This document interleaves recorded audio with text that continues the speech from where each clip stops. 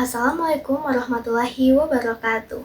Halo, perkenalkan nama saya Naila Neslina dengan NPM A1C024010 dari Pendidikan Matematika. Pada video kali ini saya akan menjelaskan 5 subtopik dalam materi Bahasa Indonesia. Topik yang akan dibahas yang pertama tentang kedudukan bahasa Indonesia sebagai bahasa nasional, yang kedua faktor penyebab ragam bahasa, yang ketiga sikap bahasa, yang keempat diksi, dan yang terakhir paragraf narasi. Yuk langsung kita mulai. Pertama, bahasa Indonesia sebagai bahasa nasional.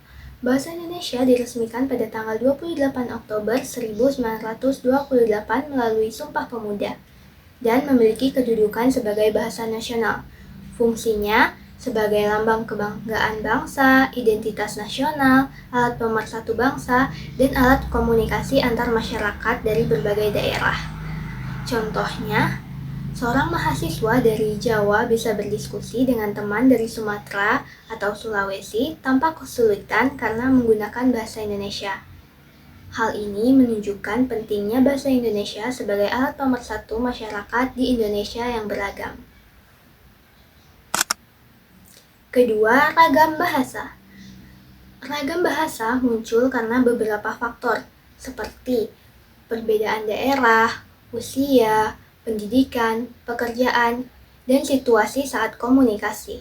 Contohnya, remaja biasanya menggunakan bahasa gaul saat ngobrol santai, tapi di sekolah mereka memakai bahasa yang lebih formal.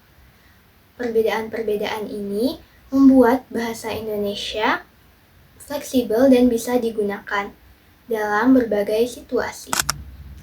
Yang ketiga, sikap bahasa. Sikap bahasa mencakup 3 aspek. Yang pertama, kognitif, yaitu pengetahuan seseorang tentang bahasa. Misalnya, mengetahui kaidah bahasa Indonesia yang benar. Yang kedua, afektif, yaitu perasaan atau sikap terhadap bahasa. Misalnya, merasa bangga menggunakan bahasa Indonesia yang baik dan benar. Yang ketiga, konatif, yaitu kecenderungan seseorang dalam berperilaku saat menggunakan bahasa. Misalnya, membiasakan berbicara dengan bahasa Indonesia yang baik dan benar di sekolah atau tempat kerja. Dengan memahami 3 aspek ini, kita bisa menjaga bahasa Indonesia tetap baik dan berkembang di masyarakat. Yang keempat, diksi. Diksi adalah pemilihan kata yang tepat agar maksud yang ingin disampaikan dapat dipahami dengan jelas. Dalam diksi ada beberapa makna. Salah satunya yaitu denotatif, yaitu makna sebenarnya dari sebuah kata. Contohnya, kata bunga berarti bagian dari tanaman. Adapun yang lainnya yaitu konotatif, yaitu makna kiasan atau tambahan. Contohnya, kata bunga desa berarti gadis tercantik di desa. Dengan memilih diksi yang tepat, komunikasi menjadi lebih efektif dan tidak menimbulkan salah pengertian.